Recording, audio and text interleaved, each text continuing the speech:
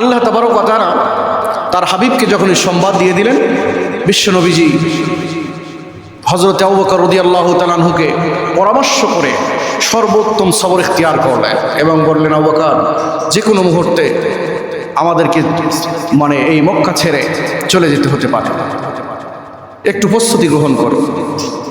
এমত অবস্থায় একদিন সেই সময় আসলো, মক্কার কাফেররা লিডাররা সবাই একত্রিত হয়ে ইসলামের এই বাতিকে নিভিয়ে দেওয়ার জন্য বিশ্ব মানবতার মুক্তির দূত সরকারে দু জাহান শফিউল মুজরিমিন মুহাম্মদুর রাসূলুল্লাহ সাল্লাল্লাহু আলাইহি সাল্লামকে হত্যা করার ষড়যন্ত্র করলো তারা, নাউজুবিল্লাহ বলেন। এবং তারা ষড়যন্ত্র করেই ক্ষান্ত হলো না, বিশ্বনবীজির ঘর চারদিক দিয়ে তারা অ্যাটাক করে নিল এবং এই রাত্রেই মুহাম্মদ সাল্লাল্লাহু আলাইহি সাল্লামকে হত্যা করা হবে এরকম পরিকল্পনা করলো। বলেন, গত জুমায় আলোচনা করেছিলাম, হায়াত এবং জীবনের মালিক আল্লাহ। যদি আল্লাহ পাক চায়, পৃথিবীর কোনো মানুষ কাউকে হত্যা করতে পারবে না, আর আল্লাহ যদি চায় আজকে সে ইন্তেকাল করবে, কেউ তাকে বাঁচাতে পারবে না। আল্লাহ পাক তার হাবিবকে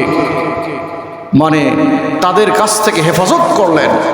আল্লাহ তাবারক ওয়া তাআলা বললেন, ইয়া রাসূলুল্লাহ, আপনি বিচলিত হবেন না, ভয় পাবেন না, আপনি সবর ইখতিয়ার করেন। সুবহানাল্লাহ বলেন। নবী সাল্লাল্লাহু আলাইহি ওয়াসাল্লাম সবর ইখতিয়ার করলেন।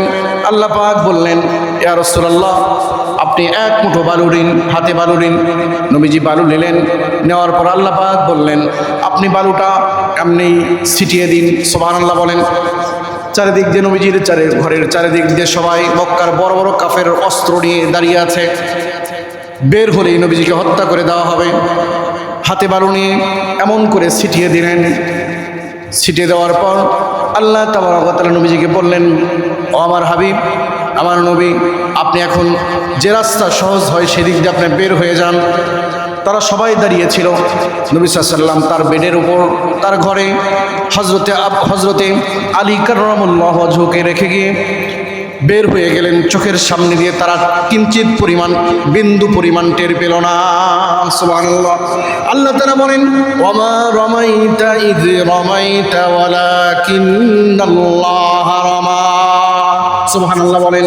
আল্লাহ পাক বলেন, ইয়া রাসূলুল্লাহ, আপনি বালু নিক্ষেপ করেছেন, কিন্তু বালুটা মূলত আপনি নিক্ষেপ করেননি। আমি আল্লাহ পাক কুদরতি হাত দিয়ে তাদের চোখের পর্দাকে অন্ধ করে দিয়েছি। সুবহানাল্লাহ। বালু নবীজি নিক্ষেপ করেছেন, চোখের পর্দাকে আল্লাহ পাক অন্ধ বানিয়ে দিয়েছেন, দেখার যোগ্যতা ছিল না। নবীজি বের হয়ে গেলেন, সবর ইখতিয়ারের ফলাফল পেয়ে গেলেন। সুবহানাল্লাহ। যদি কোনো ব্যক্তি সবর ইখতিয়ার করে, মহা বিপদ থেকে আল্লাহ পাক তাকে বাঁচিয়ে দিবেন। আল্লাহ তাবারক ওয়া তাআলা বাঁচিয়ে দিলেন। শুধু এখানে ক্ষান্ত নয়, হযরতে সিদ্দিক আকবর রাদিয়াল্লাহু তাআলা আনহুর বাড়িতে গেলেন। সবাই আমরা ঘটনা জানি, হিজরতের করুণ ঘটনা। সিদ্দিক আকবর রাদিয়াল্লাহু তাআলা আনহুর বাড়িতে গিয়ে নবী সাল্লাল্লাহু আলাইহি ওয়াসাল্লাম দরজায় নক করলেন। নক করার সাথে সাথে লাব্বাইকা ইয়া সাদাইকা ইয়া রাসূলুল্লাহ বলে সিদ্দিক আকবর রাদিয়াল্লাহু তাআলা আনহু দরজা খুলে দিলেন। দরজা খুলে দিতেই নবী জিজ্ঞেস করলেন, আবু বকর, গভীর রাত, আপনি কি ঘুমাননি? হযরতে সিদ্দিক আকবর বলেন, ইয়া রাসূলুল্লাহ, আল্লাহর কসম করে বলে, যেদিন আপনি বলেছেন আবু বকর, এই মক্কার কাফেররা যে কোনো মুহূর্তে আমাদের উপর আক্রমণ করতে পারে, আমরা মক্কা ছেড়ে আমাদেরকে যেতে হতে পারে, আল্লাহ রসুল, সেই দিন থেকে আমি আবু বকর বিন্দু পরিমাণ ঘুমাইনি। কারণ আমার আশঙ্কা হচ্ছিল, যদি আমি ঘুমিয়ে পড়ি আর বিশ্বনবী যদি আমার দরবারে আসে, আমার দরজায় আসে, এসে যদি কিঞ্চিত পরিমাণ সময় দেরি করে, আল্লাহ তাবারক ওয়া তাআলার দরবারে আমি আবু বকর কি জবাব দেওয়া? ঘুমাইনি, দাঁড়িয়ে দাঁড়িয়ে দরজার কাছে আমি থাকি। সুবহানাল্লাহ বলেন। নবী সাল্লাল্লাহু আলাইহি ওয়াসাল্লাম আবু বকর রাদিয়াল্লাহু তাআলা আনহুর এই মেহনত দেখে দোয়া করলেন। আবু বকর রাদিয়াল্লাহু তাআলা আনহু বলেন, রাসূলুল্লাহ, শুধু আমি ঘুমাই না এমন নয়, আমি যে উটনিটা রেডি করে রেখেছি, ওই উটনিটাও আমার দেখা দেখি রাত্রিবেলা ঘুমায় না। সুবহানাল্লাহ। নবীজির মুজিজা এটা, ধৈর্যের এটা প্রতিদান। সুবহানাল্লাহ বলেন। ধৈর্যের আদর্শ নবীজি থেকে গ্রহণ করতে হবে। ধৈর্যের আদর্শ কোথা থেকে গ্রহণ করতে হবে? নবীজি থেকে। এক পর্যায়ে নবীজি সাল্লাল্লাহু আলাইহি ওয়াসাল্লাম এবং হযরত আবু বকর সিদ্দিক রাদিয়াল্লাহু তাআলা আনহু বের হয়ে গেলেন। হঠাৎ করে নবী সাল্লাল্লাহু আলাইহি ওয়াসাল্লাম এবং আবু বকর রাস্তার মধ্যে হাঁটছেন। হাঁটতে হাঁটতে এক পর্যায়ে হযরতে সিদ্দিক আকবর, হাদিস শরীফের মধ্যে সিদ্দিক আকবর রাদিয়াল্লাহু তাআলা আনহু একবার নবীজির সামনে যায়, একবার পিছনে যায়, একবার ডানে যায়, একবার বামে যায়। নবীজি বললেন, আবু বকর, এমন করেন কেন? হযরতে সিদ্দিক আকবর রাদিয়াল্লাহু তাআলা বলেন, ইয়া রাসূলুল্লাহ, আমি যখন আপনার সাথে হেঁটে যাই আমার আশঙ্কা হয়, যখন আপনি সামনে একা একা যান আমার আশঙ্কা হয় আপনাকে দেখে কাফেররা, মক্কার কাফেররা সামনে থেকে আপনাকে তীর মারে কিনা।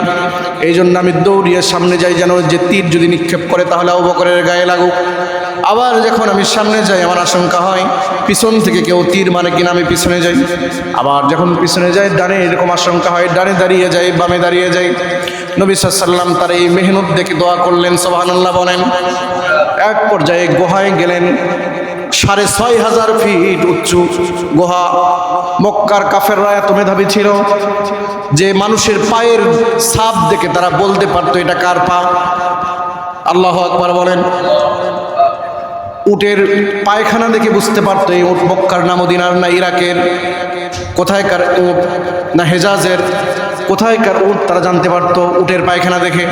এত মেধা ছিল, এত বুদ্ধি ছিল, এত তীক্ষ্ণ মেধাবী ছিল, পায়ের ধাপ দেখেই বলতে পারতো এটা কার পা। শুধু তাই নয়, যদি কোনো বাচ্চার জন্ম নিয়েছে মক্কার কোনো ব্যক্তি যদি ওই বাচ্চাকে জন্মের দিন দেখেছে, জন্মের দিন দেখার পর যদি ২০ বছর পরে ওই বাচ্চাটা যুবক হওয়ার পরে যদি তার সামনে গিয়েছে, হাত পায়ের ছাপ দেখে, হাত পায়ের গঠন দেখেই বলে দিয়েছে তুমি অমুকের ঘরের অমুক নয়, বলে যে হ্যাঁ, বলে তুমি যেদিন জন্ম নিয়েছিলে সেদিন আমি তোমার হাত দেখেছিলাম, ওই হাতটাই আমার প্রমাণ যে তুমি অমুকের ঘরের অমুক। আল্লাহু আকবার। এত মেধা ছিল। ৬,৫০০ ফিট উচ্চতায় এই পাহাড়, গারে সাউর, যেখানে নবী সাল্লাল্লাহু আলাইহি ওয়াসাল্লাম আশ্রয় নিয়েছিলেন। কঠিন একটা সুড়ঙ্গ, একটা এই সুড়ঙ্গের মধ্যে এই পাহাড়ের উপর উঠে ওই গর্তের মধ্যে আশ্রয় নিতে হবে। হযরতে সিদ্দিক আকবর বলেন, ইয়া রাসূলুল্লাহ, আপনার পায়ের ছাপ দেখে তারা চিরে ফেলবে, আপনি আমার ঘাড়ের উপর, পিঠের উপর উঠুন। সুবহানাল্লাহ বলেন। নবী সাল্লাল্লাহু আলাইহি ওয়াসাল্লাম হযরতে সিদ্দিক আকবরের পিঠের উপর উঠলেন। এখন তো রাস্তা করে দেওয়া হয়েছে, তখন তো এই রাস্তার কোনো স্রোত ছিল না। হাদিস শরীফের মধ্যে আছে সিদ্দিক আকবর রাদিয়াল্লাহু তাআলা আনহু নবীজিকে কাঁধের উপর নিয়ে দুই বৃদ্ধা আঙ্গুলের উপর ভর দিয়ে দিয়ে যেন পায়ের ছাপ কেউ না দেখতে পারে, ভর দিয়ে দিয়ে একবারে জাবালে সাউরের উপর উঠে গেলেন।